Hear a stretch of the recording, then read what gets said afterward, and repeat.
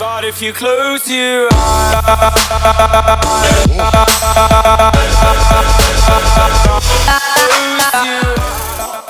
Nick here, and today I will be just showing a quick Blender tutorial. And if you haven't seen my last video, I've got the download there and everything.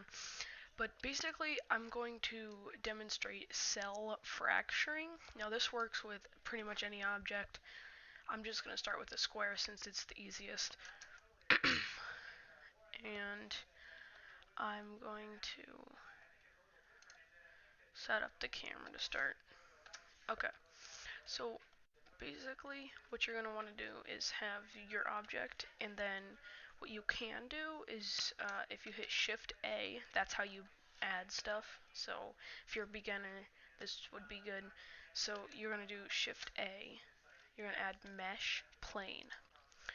Now you're going to want to scale that plane. I'm going to do it about as big as the grid. It's good. Now cell fracturing will not be an option right away, so what you're going to want to do is, I don't know if you're going to be able to see this, but if you go up here to File, User Preferences, another tab should pop up. I don't think it's recording this tab, but you want to go to Add-ons, the Add-ons drop down, and search Cell, and the only thing that pops up, you want to put a check mark against it.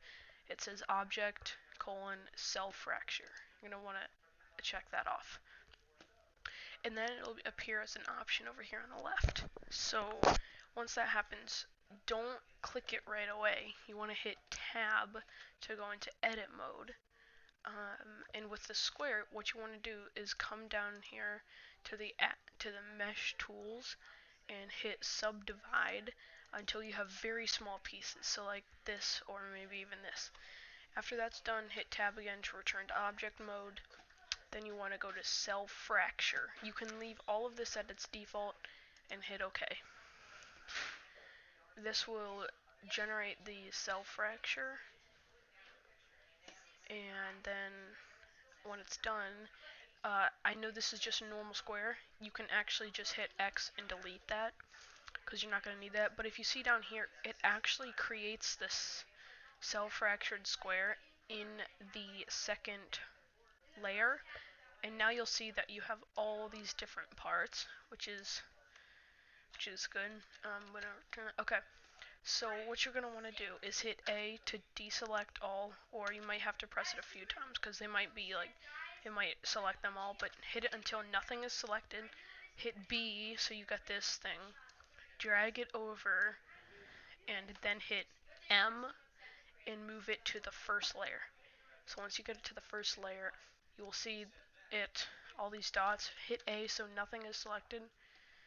Wait, no, you can actually hit A till everything is selected.